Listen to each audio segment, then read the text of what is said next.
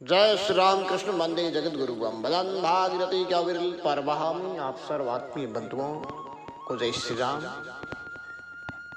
आज की सत्संग का प्रसंग है हरियाली तीज। अखंड सुहाग, अमर सुहाग अर्थात अखंड सौभाग्य का प्रतीक हरियाली तीज विशेष त्योहार है। विशेषकर मारवाड़ का मशहूर त्योहार तीज त्योहार, ऐसी एक कहावत चलती है। यह हमारी सनातनी परंपरा, यह हमारी गौरवशाली गरिमामय संस्कृति, मारवाड़ की संस्कृति अद्भुत और अनूठी है। इस परंपरा में विशिष्ट हर तिथि त्योहार के रूप में मनाई जाती है। उसी कड़ी में आज हम हरियाली तीज के विषय में जानने जा रहे हैं। ये शिव और पार्वती की विशिष्ट पूजा की जाती है। ये श्रावण मास, ये वर्षाला, जिसमें वर्षा ऋतु आती है, संग और हरियाली सा जाती है, सबके चेहरे खिल उठते हैं, खुशी से झूम उठते हैं। एक नई उमंग, एक नया आह्लाद हृदय को आह्लादित कर रहा। ऐसे श्रावण मास भाद्रपद यानी चौमासा में विशिष्ट तीज त्योहार और मेले, विशिष्ट उज्जवल त्योहार हुआ करते हैं। तो उसी कड़ी में हरियाली तीज के विषय में हम जानने जा रहे हैं कि है क्या। संक्षिप्त में थोड़ा सा बात।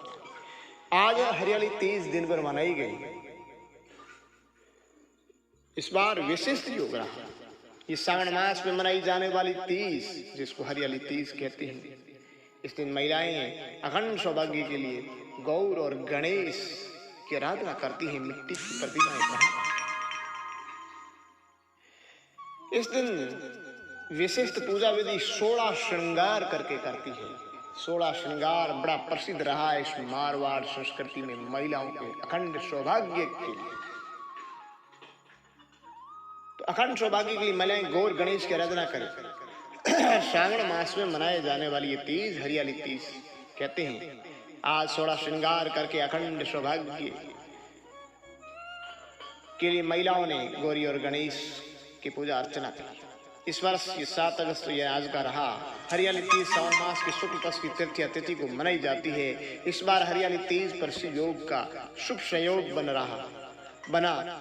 रहा और इसको लेकर यानी जो शुभ योग रहा, शिव योग कल तक रहेगा। इसमें विशेष शिव योग की वजह से पूजा विशेष हो गई थी।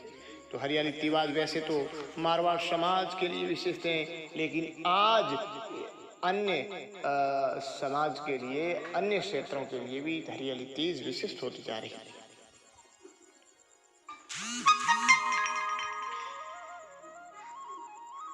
तो हरियाली जो तीज है उसमें जो शिव योग पड़ा, जो 11:41 प्रातः से लेकर के कल सूर्योदय तक ही रहेगा। अब मिट्टी की बनी शिव पार्वती की प्रतिमा को पूजने की परंपरा रही है। सुहागिनी महिलाएं अपने पति की लंबी उम्र के लिए, दीर्घायु के लिए शिव पार्वती की आराधना करती है। विशेष इस दिन हाथों में मेहंदी रचाती है, क्योंकि मेहंदी रचना एक शुभ माना जाता है। हरी चूड़ियां, हरे परिधान, 16 श्रृंगार करके संध्या के समय मिट्टी से बने शिव पार्वती की पूजा किया करते हैं। एक ऐसा संस्कृति रही है अद्भुत। माता पार्वती की श्रृंगार का सम्मान सुनरी, सिंदूर, चूड़ी, बिंदी, ऐसी विभिन्न जो 16 श्रृंगार के होते हैं, वह 16 श्रृंगार सजाया जाता है। जबकि महादेव को पंचामृत का भोग भी लगा। अखंड सौभाग्य, दाम्पत्य सुख के लिए यानी सुखी दाम्पत्य जीवन की कामना किया करते। एक दिन पूर्व इनकी सभी तैयारियां कर लिया करती हैं महिलाएं। नवविवाहिता सिंदारा पर्व मनाती हैं हरियाली तीज से एक दिन पहले, जिसमें साथ अपनी नई नवेली बहुओं को सुहाग का सम्मान देती है। इसी सुहाग की सामग्री को लेकर अगले दिन सुहागिनी तीज का व्रत रखती हैं, ऐसी परंपरा है। अब इस हरियाली तीज की विशेष के लिए एक कथा है। भगवान शिव ने पार्वती को उनके पूर्व जन्म के बारे में याद दिलाने के लिए सुनाई थी हरियाली तीज व्रत कथा। शिव जी कहते हैं कि हे पार्वती, बहुत समय पहले तुमने हिमालय पर मुझे वर के रूप में पाने के लिए घोर तप किया था। इस दौरान तुमने अन्न जल त्याग कर सूखे पत्ते सबा कर दिन व्यतीत किए थे। किसी भी मौसम की परवाह किए बिना तुमने निरंतर तप किया। तुम्हारी इस स्थिति को देखकर, तुम्हारी इस तपस्या तितिक्षा को देखकर तुम्हारे पिता बहुत दुखी हुए थे। ऐसी स्थिति में नारद जी तुम्हारे घर पधारे। जब तुम्हारे पिता ने नारद जी से उनके आगमन का कारण पूछा तो नारद जी बोले, हे गिरिराज, मैं भगवान विष्णु के भेजने पर आया। आपकी कन्या की घोर तपस्या से प्रसन्न होकर वो मुझसे विवाह करना चाहते हैं। इस बारे में मैं आपकी राय जानना चाहता हूँ। नारद जी की बात सुनकर पर्वतराज अति प्रसन्न हुए, बहुत खुश हुए और खुशी के साथ बोले, हे नारद, यदि स्वयं भगवान विष्णु मेरी कन्या से विवाह करना चाहते हैं तो इससे बड़ी कोई बात नहीं हो सकती। मैं इस विवाह के लिए तैयार हूँ, तत्पर। फिर शिव जी पार्वती से कहते हैं, तुम्हारे पिता की स्वीकृति पाकर नारद जी विष्णु के पास गए और ये शुभ समाचार विष्णु जी को सुनाया। लेकिन जब तुम्हें इस विवाह के बारे में पता चला तो तुम्हें बहुत दुख हुआ। तुम मुझे अर्थात कैलाशपति शिव को मन में अपना पति मान चुकी थी। तुमने अपने व्याकुल मन की बात अपनी सहेली को बताई। तुम्हारी सहेली से सुझाव दिया कि वो तुम्हें एक घनघोर वन में ले जाकर छुपा दे और वहां रहकर तुम शिव जी को प्राप्त करने की साधना करो। इसके बाद तुम्हारे पिता तुम्हें घर में न पाकर बड़े चिंतित और दुखी हुए। तो सोचने लगे कि यदि विष्णु जी बारात लेकर आ गए और तुम घर पर ना मिली तो क्या होगा। उन्होंने तुम्हारी खोज में धरती पाताल एक करवा दिए, लेकिन तुम नहा मिली। तुम वन में एक गुफा के भीतर मेरी आराधना में लीन थी। भाद्रपद तृतीय शुक्ल को तुमने रेत से एक शिवलिंग का निर्माण कर मेरी आराधना की, जिससे प्रसन्न होकर मैंने तुम्हारी मनोकामना पूर्ण की। इसके बाद तुमने अपने पिता से कहा कि पिताजी, मैंने अपने जीवन का लंबा समय भगवान शिव की तपस्या में बिताया है और भगवान शिव ने मेरी तपस्या से प्रसन्न होकर मुझे स्वीकार भी कर लिया। अब मैं आपके साथ एक ही शर्त पर चलूंगी कि आप मेरा विवाह भगवान शिव के साथ ही करेंगे। पर्वतराज ने तुम्हारी इच्छा स्वीकार कर ली।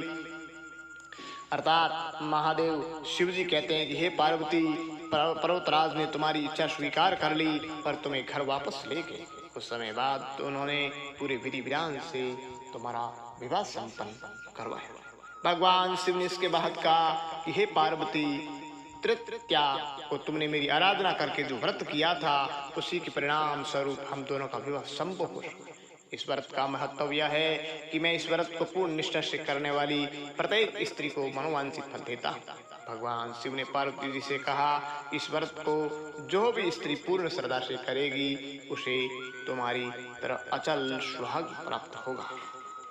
तो ये विवाहिता महिलाएं भी अपने अमर और अखंड सौभाग्य के लिए इस व्रत को किया करती हैं और कन्याएं अपने मनसाया मनोवांछित वर प्राप्ति के लिए भगवान शिव की आराधना, पूजा, अर्चना, वंदना इसी दिन किया करती है। इस व्रत और इस त्योहार की एक अनंत महिमा।